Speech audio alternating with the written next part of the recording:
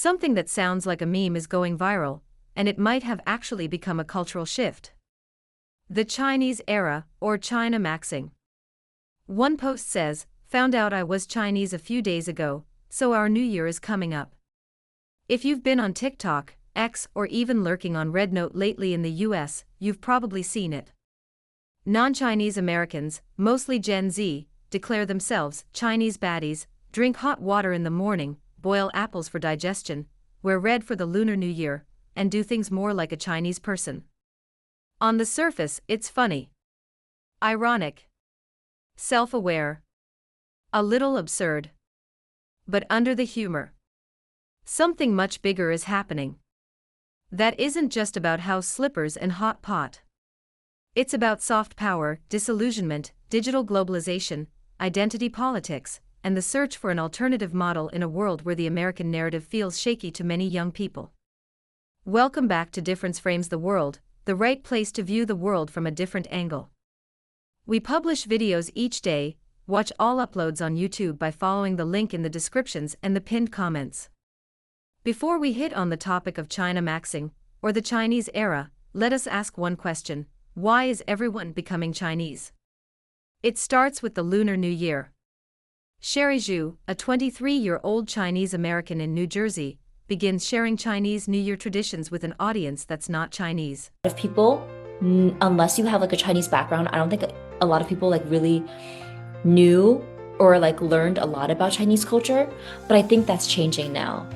Wear red on the Lunar New Year's Eve. Don't cut your hair for 30 days after the Spring Festival. Give red envelopes from your seniors with sweet words. Keep your feet warm. Drink hot water. Suddenly, her comments are filled with, "First Chinese New Year, kinda nervous. As a newly Chinese baddie. Cousin Sherry, what are we doing?" What began as cultural sharing turns into playful identity adoption. People aren't just trying dumplings. They're joking that they've turned Chinese overnight. That's where Chinese era and China maxing enter the chat. The term riffs on internet slang like looks maxing or gymaxing. It implies optimizing yourself, but instead of muscles or skincare, it's lifestyle habits associated with China. And here's the key thing: it's happening primarily in the US. Why now, in the US, among non-Chinese Americans? Because China feels different in the American imagination than it did even 10 years ago. A decade ago, the dominant narrative in American media about China was cheap manufacturing, pollution, censorship, and factory cities. China was backward, in short. Today, what young Americans see on their phones looks very different. High-speed rail networks are expanding to every corner of the country, and futuristic metro systems are sprawling underground like spiderwebs. Walkable megacities. Night markets are buzzing at 2 a.m., and people feel safe walking on the street at midnight. Dozens of aunties and a handful of uncles are dancing in public squares. Cashless for everything, WeChat gets everything done with a click or swipe. Food culture is exploding with creativity, and you can find 500 ways of cooking noodles. And more alarmingly, tech platforms with Chinese faces are being built entirely outside Silicon Valley. Social media collapse the distance. You know more about what happens on a quiet street in China than the neighbors do.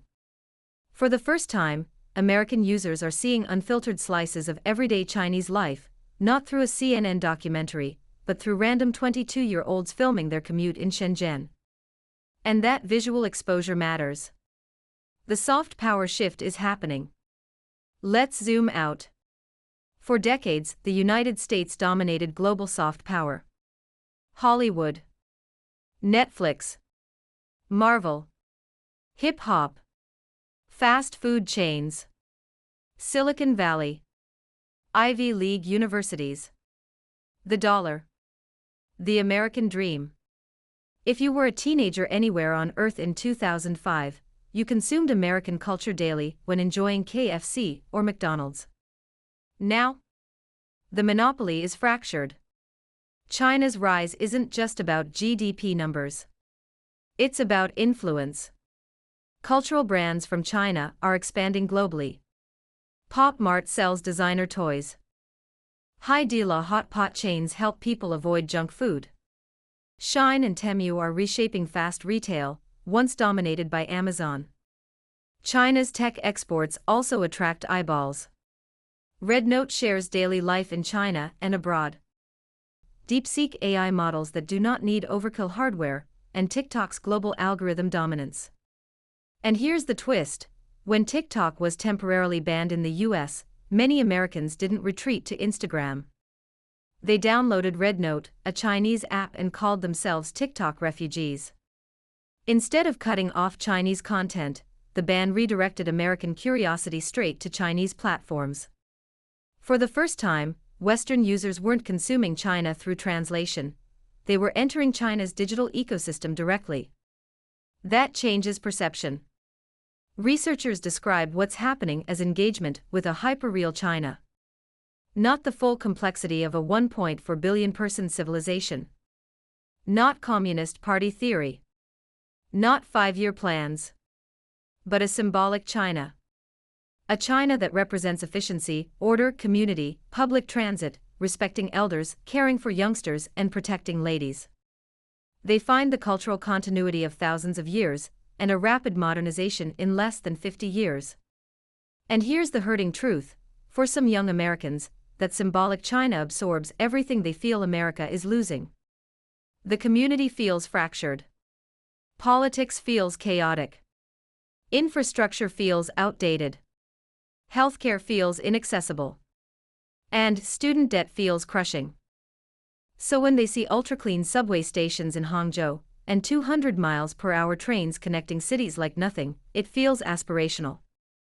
Not necessarily politically aspirational, but structurally. One may ask, if an evil communist country can achieve this, why America, a democracy that brags about superiority all day, is falling apart? Let's say the quiet part out loud. Some Americans, especially Gen Z, are disillusioned.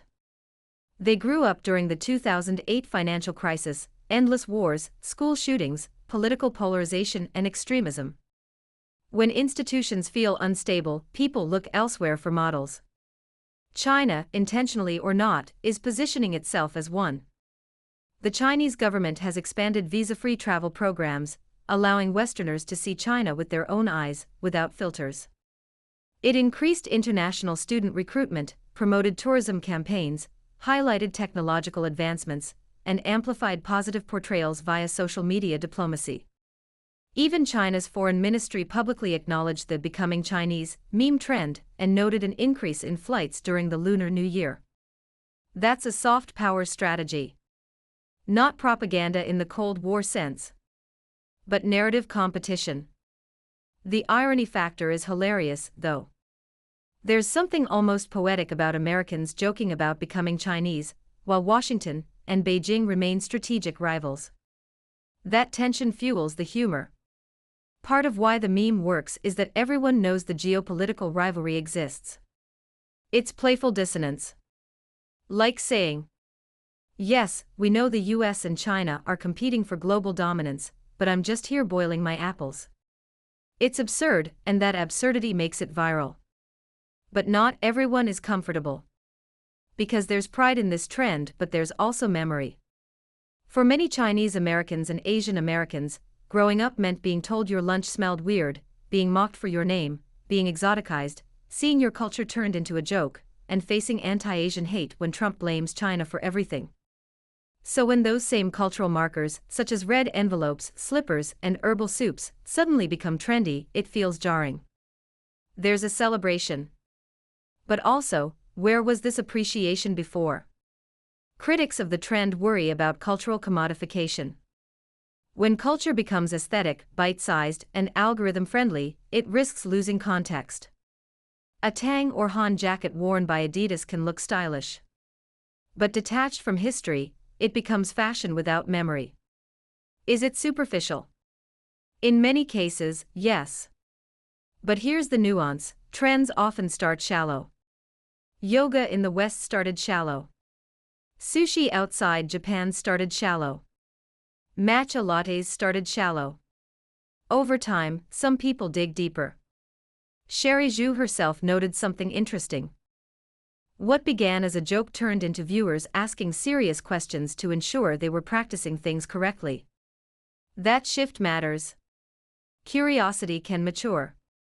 One of the most fascinating developments is digital reciprocity. Chinese users have started calling foreign participants cloud relatives. Instead of defensiveness, many are responding with hospitality, sharing cooking tips, zodiac advice, and wellness traditions. For decades, cultural exchange felt one-directional, China adapting to Western norms. Now there's a sense, especially among younger Chinese netizens, that the West is coming to them. That psychological flip is significant. It signals confidence.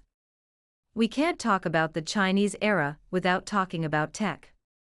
Because what makes this trend possible isn't diplomacy. It's algorithms. China's domestic internet ecosystem evolved separately from Silicon Valley. While American platforms dominate globally, China built parallel giants. WeChat for WhatsApp, Douyin for Instagram, Alibaba for Amazon, Baidu for Google, and Tencent for gaming. Now, Chinese AI models and apps are entering global markets. When Americans use a Chinese platform directly, they're not just consuming content. They're stepping into a different digital architecture. That exposure reshapes imagination. Let's talk trains. China built the world's largest high-speed rail network in under 2 decades, and the US is still struggling with the first kilometer. Entire cities rose in a generation. Mobile payment adoption became near universal. Urban planning often prioritizes density and transit access. When American users see daily commute videos from Shanghai or Chengdu, they're not just watching aesthetics. They're watching functionality. And functionality influences perception of competence. Competence builds soft power. China is now the world's second-largest economy in US dollars and the first in purchasing power. It is the largest trading partner for over 120 countries. Its dominance in electric vehicle production cannot be overstated. As a major player in renewable energy manufacturing, it is also the largest solar panel manufacturer. The Belt and Road Initiative spans Asia, Africa, Europe, and Latin America. Beijing's tech firms compete directly with US giants in AI, fintech, and hardware. That scale matters psychologically. When a country feels ascendant, it feels relevant. And relevance attracts curiosity. Some meme creators have flipped the phrase "century of humiliation," historically referring to China's decline in the 19th and 20th centuries, and applied it to modern America. It's edgy, hyperbolic, often ironic. But the fact that the joke exists shows something deeper. Young Americans are questioning inevitability. The American century no longer feels guaranteed. And when dominance feels uncertain, cultural gravity shifts. Let's be clear. That is not a mass ideological conversion. It's not Americans embracing Communist Party governance. It's not geopolitical allegiance. It's lifestyle curiosity. Hot water, herbal soups, public transit envy, and night market vibes. It's symbolic. But symbolism often precedes structural shifts. For decades, global aspiration flowed westward. Now, aspiration is fragmenting. South Korea exports K-pop. Japan exports anime. India exports tech talent. China exports infrastructure imagery, apps, and lifestyle aesthetics. The monopoly is over. If the trend stays shallow, it fades. If curiosity deepens, it becomes a sustained exchange. If geopolitical tensions escalate, irony may harden into defensiveness. But one thing is certain.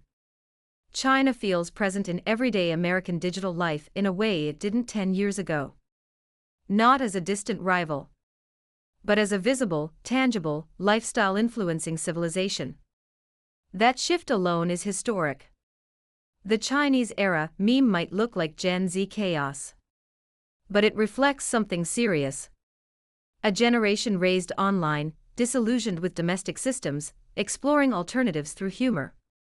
It reflects China's growing confidence in its soft power. It reflects digital globalization collapsing narratives. It reflects the end of a single cultural center. And maybe most importantly, it reflects curiosity. And curiosity is always the beginning of something. Whether that something becomes a deeper understanding, or just another aesthetic cycle, is still unfolding. But for now, pass the hot water to anyone you love. The Chinese era is trending.